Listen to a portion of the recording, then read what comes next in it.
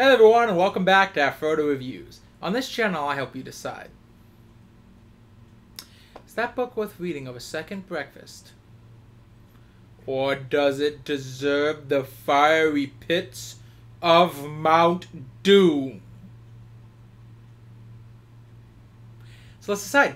You know, it has to be the easiest job in the world to be a libertarian writer. I mean, all you gotta do is spend a couple afternoons cranking out the most mediocre crap that you can and just add a right-leaning bend to it. Characters? Just write yourself in, but not really yourself. But yourself who always has the answers, always knows what to do, and has no flaws whatsoever. Because that's the best way to do something. That has all the perfect tension. Plot? Who needs that? Just add some vague conflicts where our heroes get to kill some people and spout about their moral superiority. But don't make these challenges too tough, or our heroes might get hurt in the process, and we don't want that. After that, just pad out the rest of the book with descriptions of doomsday prep work, gun descriptions, and pointless backstories of every friendly character that they come across. Villains? Well, obviously that's just the left.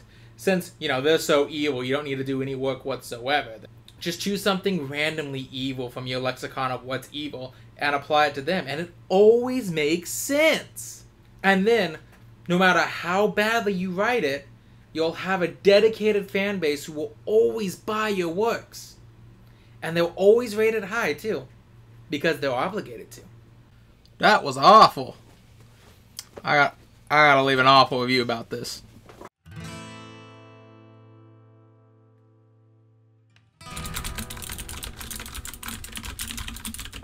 Michael, how dare you? What?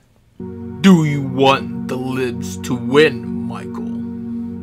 No, but... Then why are you giving this book a bad review, Michael? Well, because it's an awful book. The story structure is awful. The characters don't have any character to them. And several of the plot lines just end. It's objectively a bad book. Silence! As my royal decree, I demand that you give this book a 5 stars, so the libs know who owned them. Okay. I guess if it owns the libs.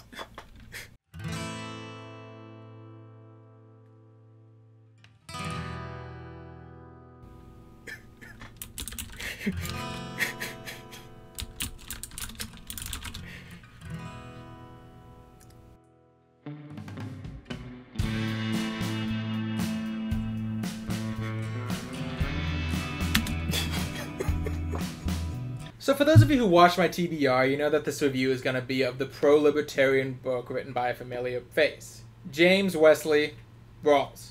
This book was written on September 25th of 2012, and is a sequel to the previous book by Rawles that I've already reviewed on this channel, Patriots.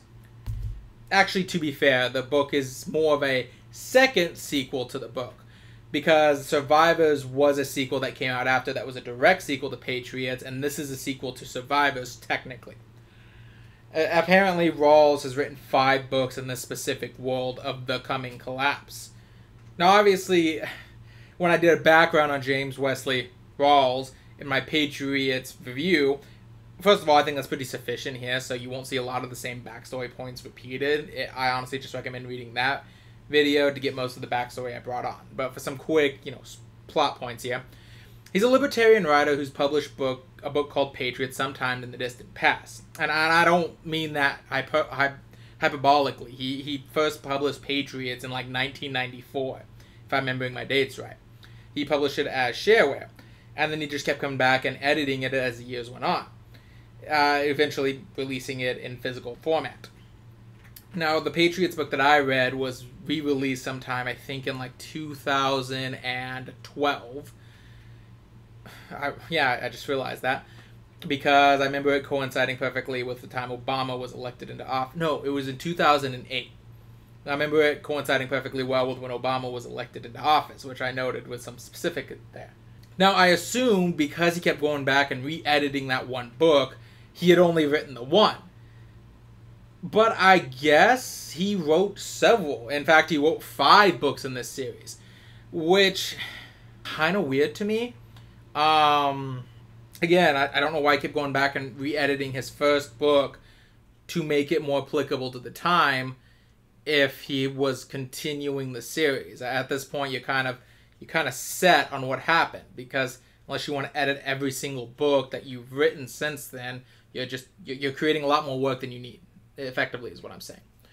But despite that, James Wesley Rawles in his author notes assures you that you can read these books out of order and still completely to gain the not quite the full effect, but you still can read them as separate works from each other, and they work just fine. Put a pin in that. We'll talk about it later. Now, as far as I can tell, there's not much else really to share about this book in specific. It was on the New York Times bestseller list, but if doing this channel has taught me anything, that means absolutely nothing in terms of actual quality of the book. A lot of the books I've hated the most have been on the New York Times bestseller list. Another thing I should note is that it was supposedly number 4 on Amazon's overall book sale ranks on the day it was published, but that is the absolute tippy top of where it peaked. Apart from that, here's the quick report card.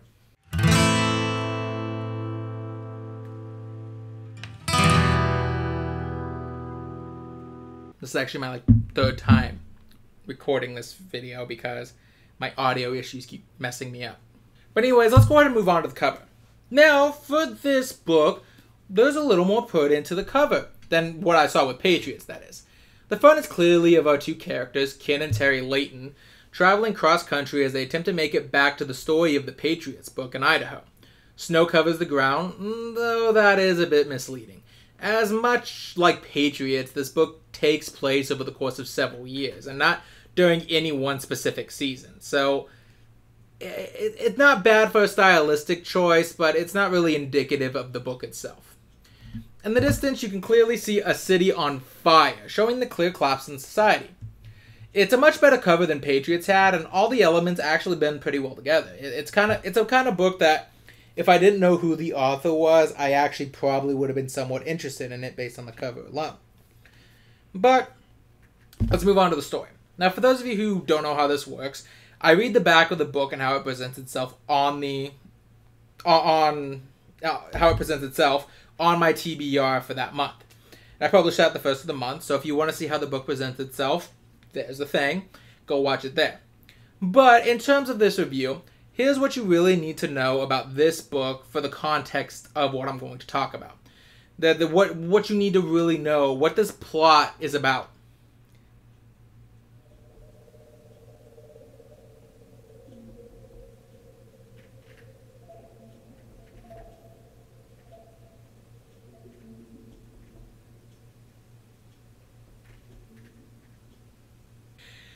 Okay, so let's get on with the review. Before we get on with the review, I want to start this by reading something from one of the sections of this book.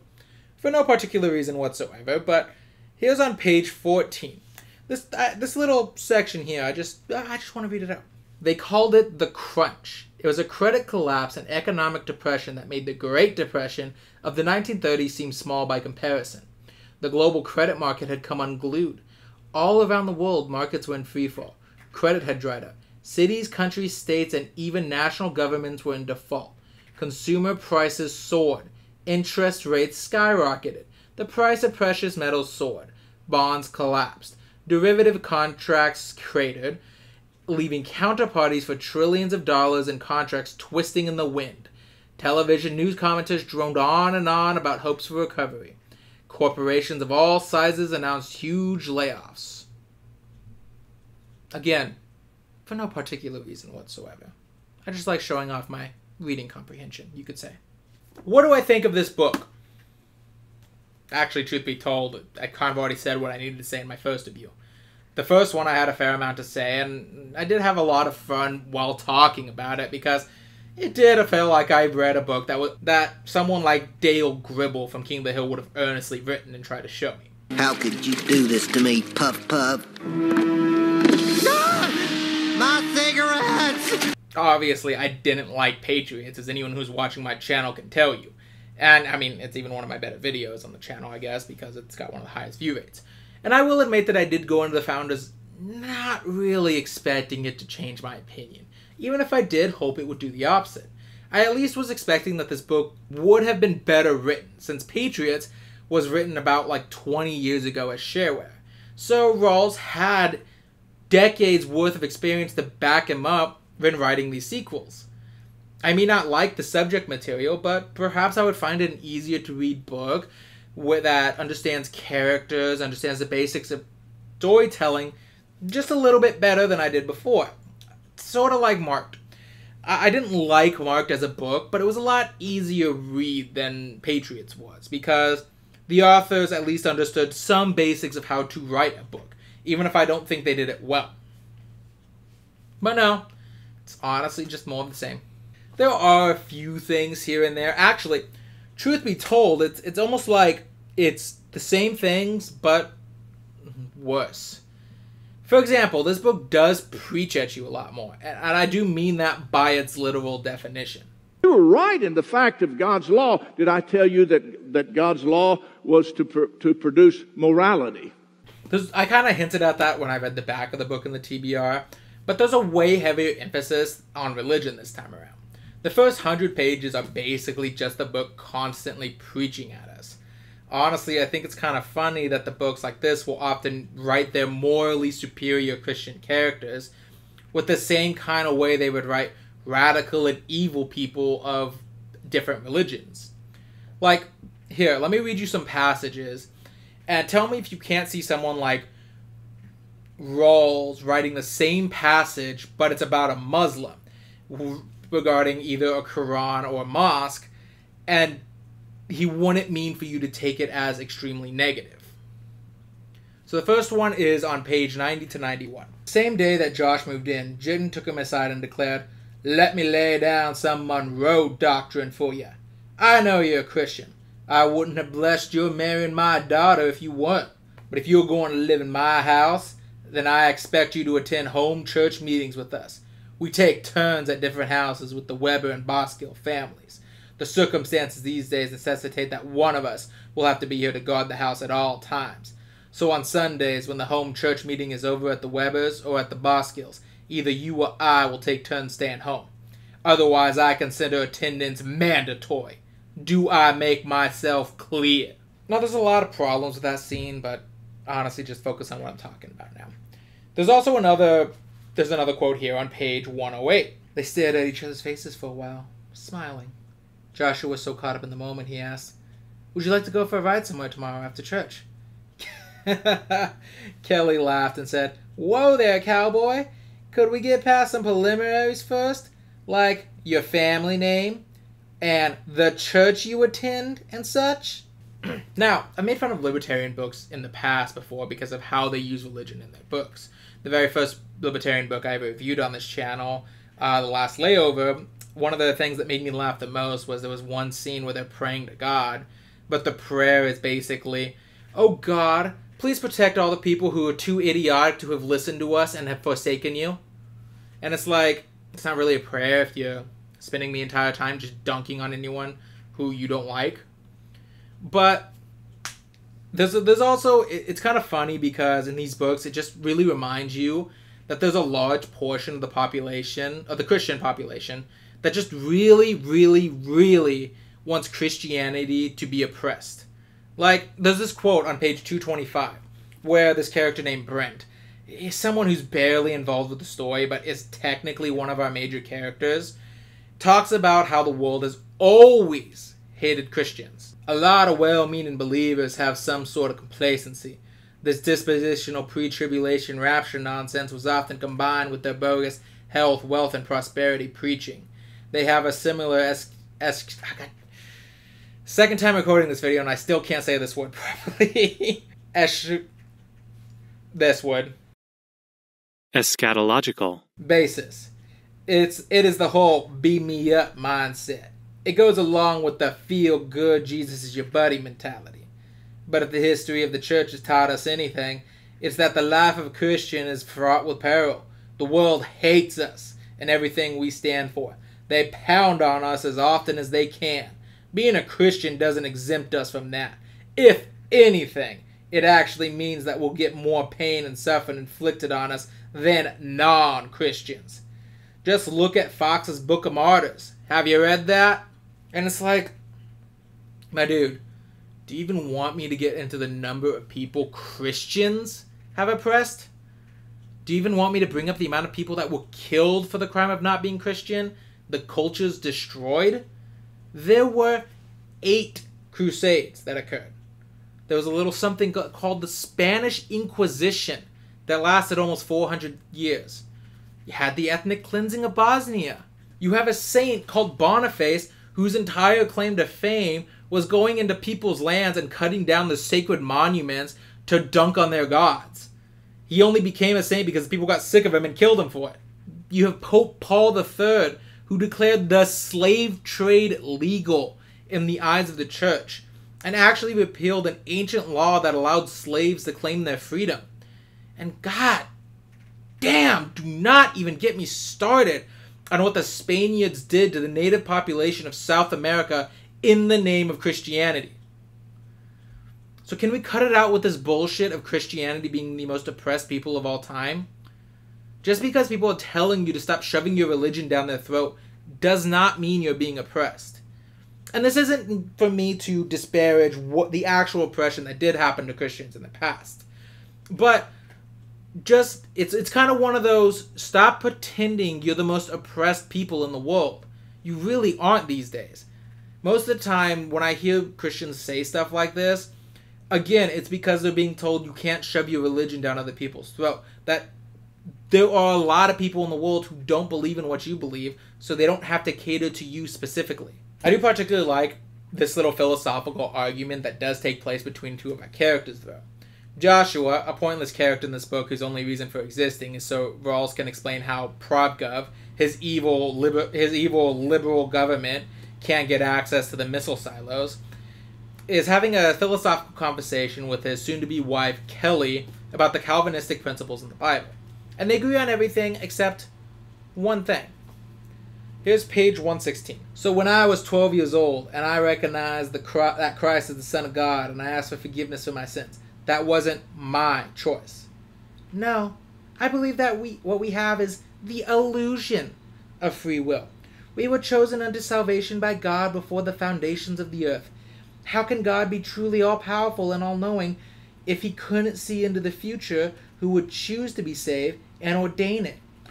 Yes, it is mysterious, but if God truly is sovereign, then there is only one explanation. God's predestination of the elect is a mystery that we need to accept without fully understanding in this mortal life. However, doesn't this go against the passage in Jeremiah 32:35, where it says, "They built the high places of Baal in the valley of the son of Hinnom, to offer up their sons and daughters to Moloch, though I did not command them, nor did it enter my mind that they should do this abomination, causing Judah to sin." And I also noticed how Rawls cleverly had Kelly leave out the fact that God is supposed to be all-knowing, all-powerful, and all-loving. Because then he stumbles into the Epicurean paradox. You know, basically, to sum it down, if God is all-powerful, all-knowing, and all-loving, then evil shouldn't exist in the world.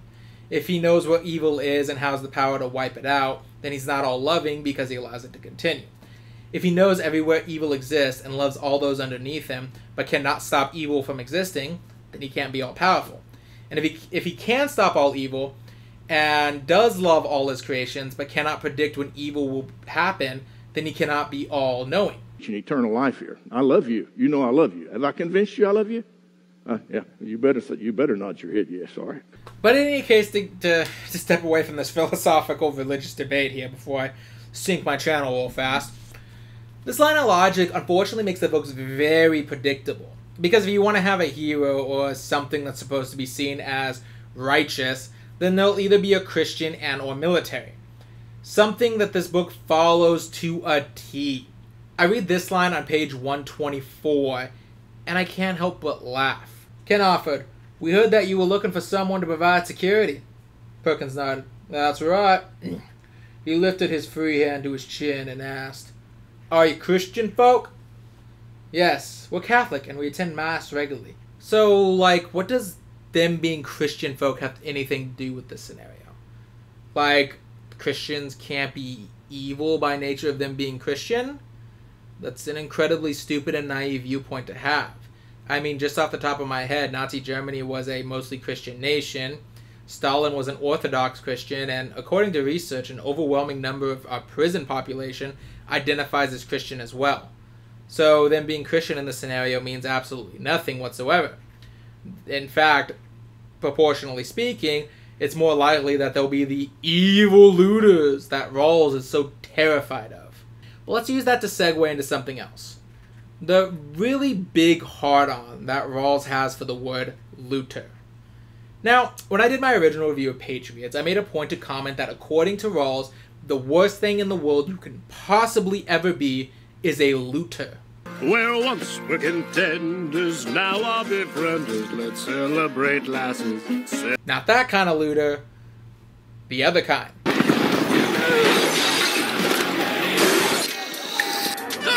Now, I find this particularly funny, because we're in a post-apocalyptic world where several people are starving to death, and Rawls himself has his characters repeatedly acknowledge there is no such thing as the law anymore, except for the people who enforce their own versions of it.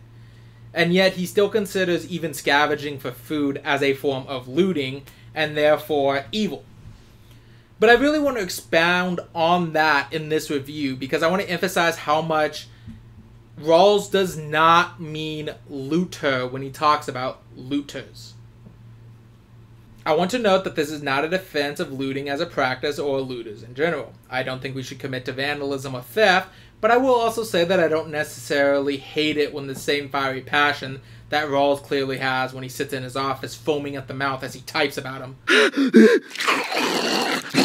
The reason I have such an issue with the way Rawles uses looters in this book is he clearly doesn't mean looters.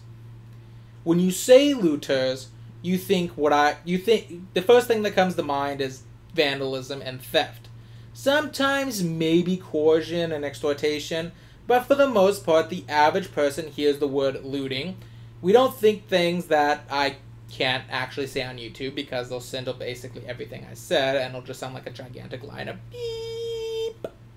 My point ultimately is that when Rawles says looters, he just uses it as a buzzword. It's a word that for some reason really strikes a chord with him, and he's hoping it strikes a chord with the audience he's aiming at. But in reality, he could use pretty much any other synonym for the word, and it would make more sense than what he actually calls them. He could call them raiders, bandits, pillagers, reavers, marauders, brigands, criminals, crooks, pirates, freebooters, even highwaymen. All of these feel like they'd be more appropriate words than looter to describe what Rawles is actually talking about when he uses that word. Hell, YouTube prankster would be more fitting than looter half the time he uses that. He's everything I have. But let's move on. Another consistent problem is the prose. Now, I talked a bit about this in my original review. I talked about how the characters spoke at each other like robots speaking at each other. And the prose of this book is actually, I think, probably may have gotten worse than the original book. The book comes off like you're reading a biographical recounting of an event than a fictional story taking place, which I don't think was his intention. This might work with things like World War Z, which exists in a fantastical world where zombies exist, so there's a little bit to offset the more biographical nature of it. But the story itself is meant to be seen as a biographical picture within the world that exists. But when it comes to when it comes to something like this, that kind of writing isn't your friend. Like listen to this section right here. Let's ignore for a moment what is actually being said in this. We'll just come around to that again, pen, and just listen to how this story is being told. Ben was intrigued by the services and what he heard. He wanted to know more about Yeshua. Shortly after beginning to attend, Ben decided to take the Messianic Rabbi's new member class. He heard provoking and expositional teaching of the scriptures. These proved to him without a shadow of a doubt that Yeshua was indeed the long-awaited Jewish Messiah. Ben spent a lot of time studying the scriptures on his own, praying and fasting. One day he got on his knees and cried out to Jesus to forgive him for his rebellion against God and for the sins he had committed in his life. Ben recognized that he could never keep the law perfectly, and that all men are sinners. He asked Jesus to come into his life and to save him. Jesus sent the Holy Spirit at that moment, and Ben felt a glorious infilling and cleansing. Immediately, Ben knew that he had become born again, a completed Jew. Come back to that later. Pen, just remember the pen. Full of that indescribable joy, he jumped up from his bedside and began praising God and worshiping him with all his heart, mind, and soul. At the next Shabbat service, Ben confessed to the congregation that he had repented and that Yeshua had come into his life and that he knew that he was saved from his sins. 4 months later, Ben took part in the mikvah service. Again, I don't know how to say all this stuff, but I hope it's coming out right. Being immersed for baptism in the York River, along with some of the other new believers from Tekvat. Just listen to how boring that prose is. Look at how boring it is. It's such a matter-of-fact way of writing that it removes all sense of immersion. If you want to engage your audience, you have to do more than say, Ben realized that being Jewish was wrong all along and decided to abandon his faith after hearing this amazing preacher tell him why he was so wrong. But like, what did that preacher tell him that resonated with him so well? Why was he even questioning his own faith to begin with? When Jesus sent onto him the Holy Spirit, what did he feel in that moment? Why did he think that was the Holy Spirit? What was he experiencing when he finally felt cleansed?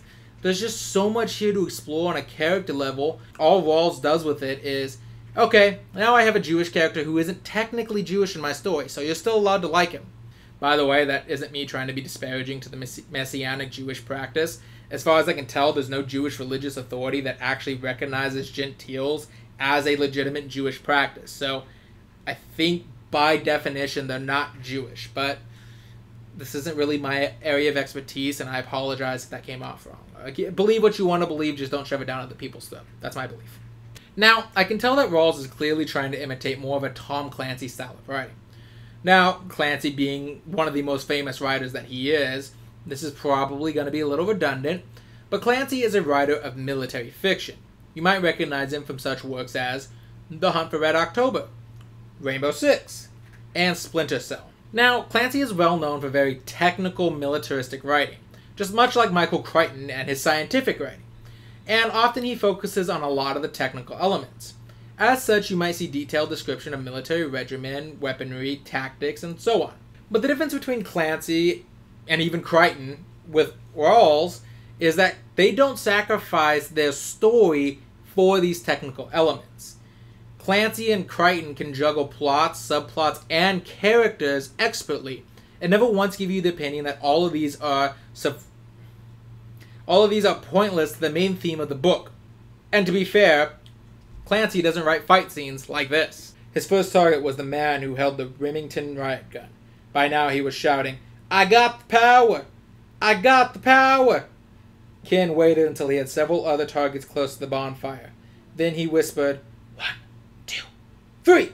They each fired a full magazine. The man with the riot gun went down hard. They killed or wounded at least 5 others. Wow, it's like I was really there. It's just such a boring fight scene. Combining this boring prose and the very matter-of-fact way he says a lot of things, slipping back into like he's writing an emotionally detached biography on characters, ruins all the chances he has to really attach you to his characters, to really make you feel for these characters. They all come off like those the joke characters from that Futurama episode in the Neutral Planet. Your neutralness. It's a beige alert. If I don't survive, tell my wife hello. Like, look at this here. The first paragraph of Chapter 2. Packing up was a nightmare, even though Ken and Terry had prepositioned the majority of their storage food and field gear in Idaho. Fitting everything they wanted to bring in their Bronco and the Mustang was impossible. This cost them valuable time in prioritizing and repacking. Here, Rawls had a chance to do something interesting, to give his characters some kind of emotional attachment to you, instead of just being like, they couldn't fit everything they wanted, and because they tried like idiots, they lost valuable time. How about you show us the mental struggles they faced as they tried to pack what they could, only to find out it wouldn't work? Why not say, show us Terry getting emotional at having to leave behind Let's say a hand-carved music box that her grandfather gave her on a rainy night to help her fall asleep during thundering rainstorms that would terrify her as a child. This music box has been with her for years and has always provided a sense of emotional comfort to her that she remembers, and that's how she always remembers her grandfather.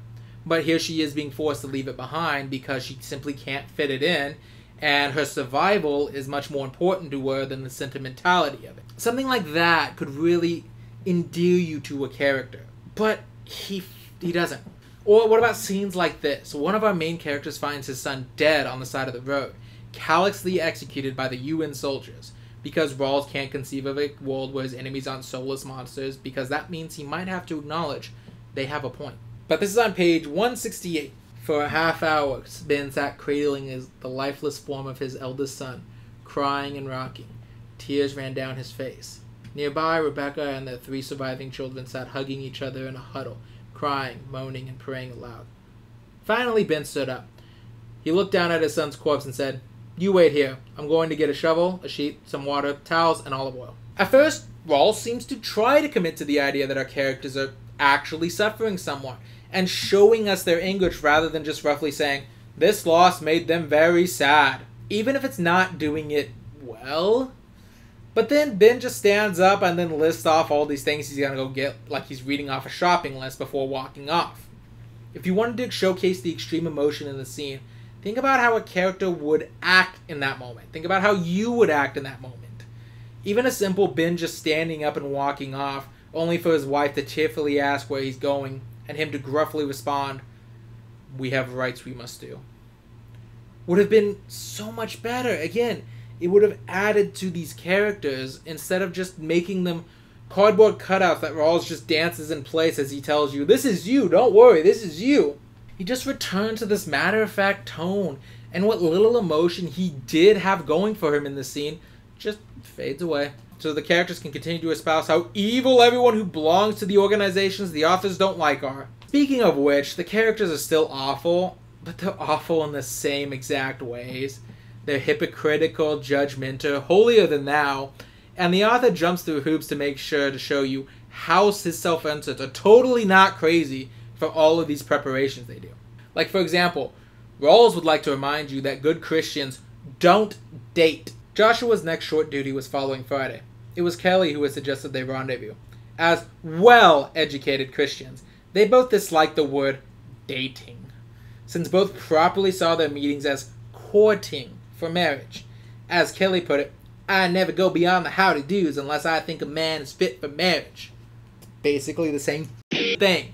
So all this does is make them look like sanctimonious, archaic pricks. I do particularly like the dichotomy between these two scenes here, though, which I'm going to point out, they're only about 10 pages apart, which makes it shine out even more. I think if these were even a little more spaced, I probably would have just forgotten one of these scenes existed. Not because it's not hypocritical of them, but because the book is just so boring I would have forgotten it existed. So, the first one is on page 88 to 89.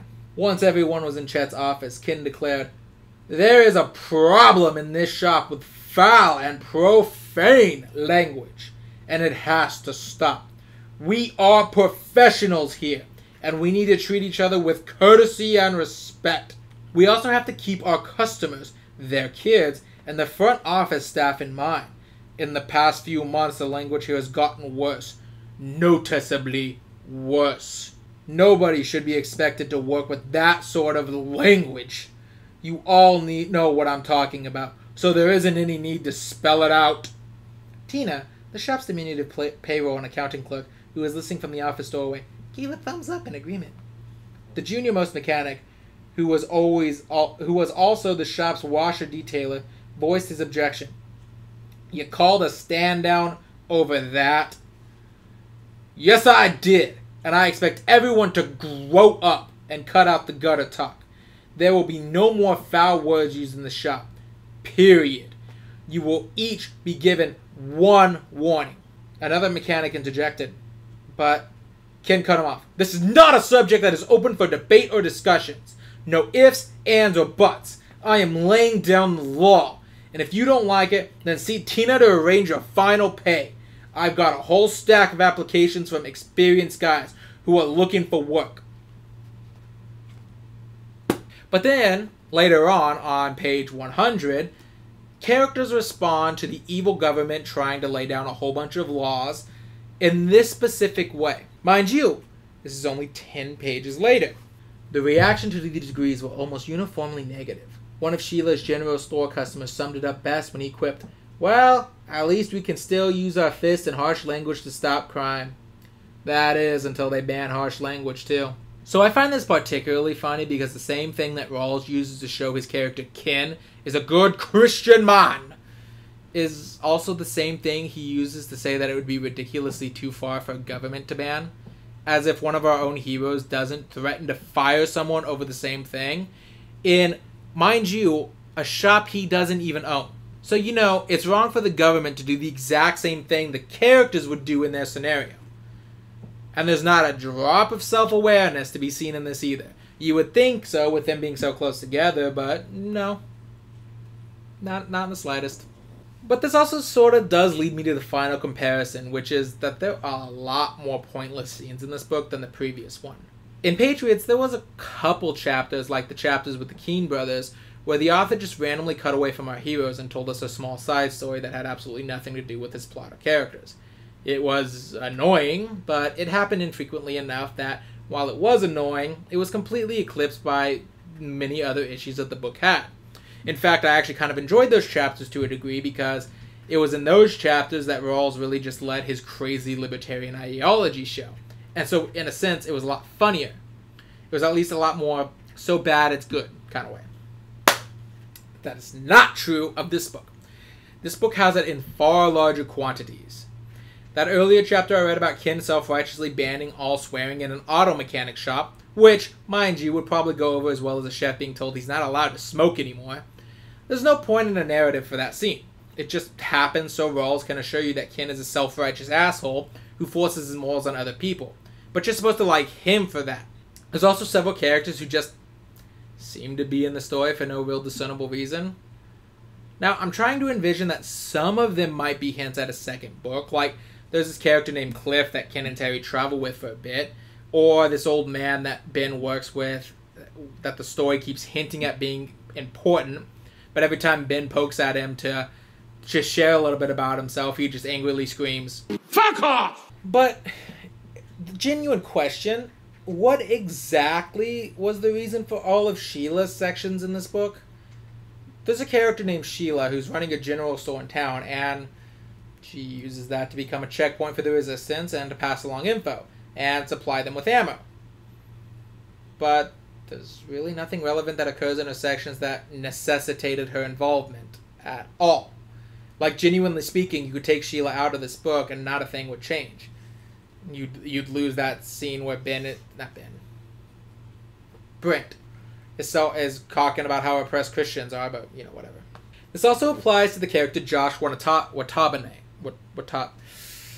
I'm not good at foreign words and names, again, so I apologize. I think I'd be better because of all the amount of subbed anime I watch, but, you know, whatever. But his role in the story seems to be, here's why Prav Gub doesn't access the missile silos on Montana, part of the story. But again, I don't think that's something that really needed to be explained.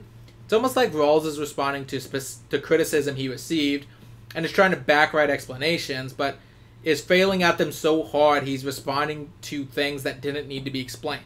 For example, in Patriots, I pointed out how it made no sense that the group beat the UN forces because it relied on the UN having no idea how to conduct tank warfare and showing absolutely no source of air support. Both things that our heroes would not have been able to respond to if they were properly used. And this isn't even going into all the random background stuff that Rawls just goes into for no real reason. Like, Chapter 3 is all about Ben converting religion and meeting his wife Rebecca, but, like, why do we need to know any of this information? This isn't stuff that's relevant to the story. Hell, the beginning scene where Ben kills 2 muggers with a blacksmith hammer is barely pertinent to the story, and at least that has the ham-fisted, clunky excuse of being explained as foreshadowing it to Ben being turned into the Hammer, a mighty resistance warrior who kills the evil UN soldiers with a blacksmith hammer. Which, I don't even want to go into why that is so stupid, but Like, Red Faction Gorilla got away with it, but you're not going to get away with it. The funny thing is, there is sometimes that Rawles will make decent scenes or jokes in this book, but then he completely ruins them by just going on. He tries to pad out this book really badly, and it just fails.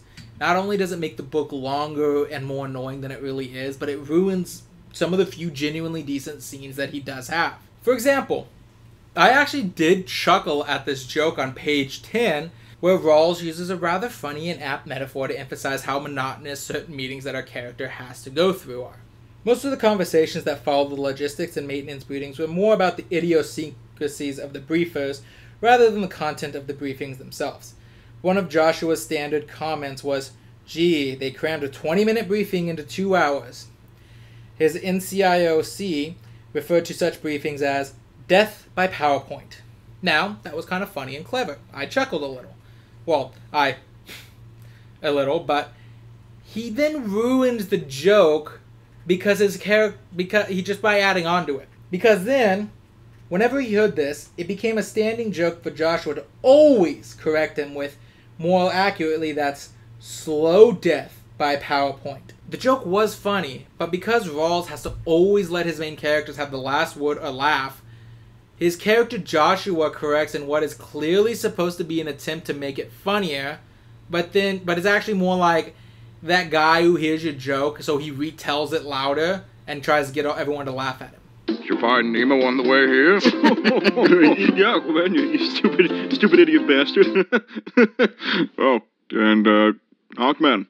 Now, there is one thing that I will give this book over every other Libertarian book I have read this far. It does not include a scene where an older man hooks up with a not-quite-legal teenage girl, with another character excusing it by saying, "I guess it's not illegal anymore." Now, that's not saying much, since one of the other books was written by Rawles, and he does do that. So, take that for what you will. But unfortunately, Rawles decides to offset this by making this book much more racist. And I find this one particularly funny because the author himself has declared that he is anti-racist, stating that all races are equal in the eyes of God. But, hear me out. It's hard to buy into that when you read this book and you see all those signs of racism poking in. Sometimes it's as simple as Rawls, for some reason, focusing on the racial demographics of a group for no reason. Like, he makes a point to state that the Gentiles that Ben was a part of has a 10% black congregation. Considering I already stated that this congregation is not relevant to our story and barely shows up outside of the long-winded, unnecessary backstory in Chapter 3, why is it relevant that 10% of the congregation is black? Why does the demographic of the congregation matter at all? The only people in that congregation that matter are Ben and his wife. Or what about when Ken and Terry escape Chicago and run into a large group of entirely black people? Again, this is one of those small things where you have to ask yourself, what is the relevancy of this group explicitly being described as entirely African American? The story doesn't do anything with this group other than have Ken and Terry dunk on how much they suck because they weren't fanatical doomsday preppers who salivated at the idea that the government would collapse. Like they just go on and on about how dumb these people are because they're not like moving like they're a tactical squad. 2 minutes after the group was out of sight, around a bend in the river, Terry whispered, "Amazing. Talk about an invitation to get ambushed." Ken nodded. "Yeah, notice how they were mostly clumped up? The guy in front wasn't even acting like a real point man either. Their spacing intervals sucked. The noise discipline was sucky too. I hope they don't have to learn those lessons the hard way. At least they had the sense to get out of Chicago." It's like, if this was just a regular group, I don't think I would have noticed it as more when Ken and Terry just proceed to dunk on them as hard as they can. I think the most notable example, though, comes to when Rawles tried to write character from his worst nightmare, his looters. Only 2 of the looters are ever given any form of identity in this book, beyond being the worst possible human beings that Rawles can think of, and how they're definitely not looters. Shoots another fucking what? But it's notable because the only two looters that get any form of identity are both Hispanic. The first is an overweight Hispanic man that they killed trying to break into a farm that Ken and Terry are guarding. And the only named bandit, because I refuse to call them looters from here on out, is also Hispanic. Again, it's one of those, why does it matter what these people's race are, and why is there such a focus placed on it? Especially when 90% of the examples where you do mention their race, that they're being used in a negative light. If you just said a group of 34 people and then had Terry and Ken dunk on them, it's a lot less noticeable than you say a group of 34 black people, or my bad, he uses African American people and then proceed to have them dunk on him. Like, he makes sure to point out they're entirely African American. And I guess let's pull that pen out I posted way at the beginning of the video. So, I mentioned how Rawles in his author notes says this. Now, this is the very beginning of the story. Rawles says, unlike most novel sequels, the storyline of Founders is contemporaneous with the events described in my previously published novels, Patriots and Survivors.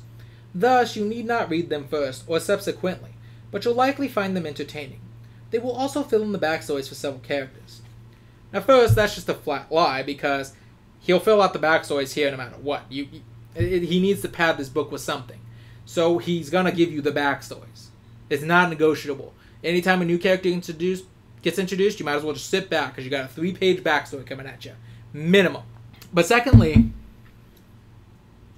he's just wrong. Because you have to read Patriots to understand, to have some form of completion to these characters. Ken and Terry Layton are a very big part of this book. And because I read Patriots, I know they joined the plot of that book halfway through. Which means at a certain point they were going to leave this book.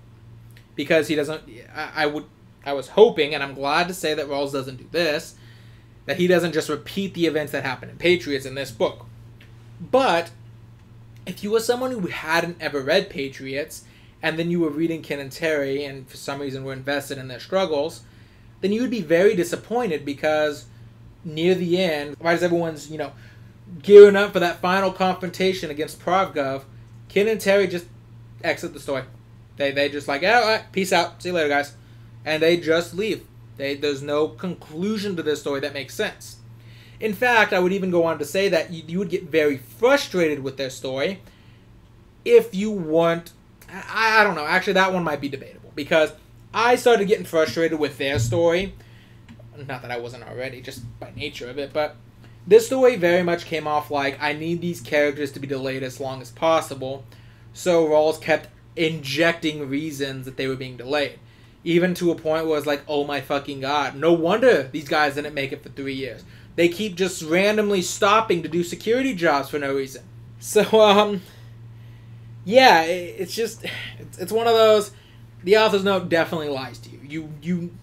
You should do this in chronological order. And that's also speaking from having not read Survivors. I don't think it's as bad with Survivors, but at the same time, I did mention there were a couple characters that feel like they were introduced, but nothing about them was said. And he's either setting them up for his other 2 works, which I'm not sure Rawls plans that far ahead, but he might be. Or these were characters coming over from Survivor, and thus you don't get anything about them, because Rawls is like, well, they already read the other one, so I don't need to explain who these characters are, or why they're doing what they're doing. So all in all, a 3 out of 10.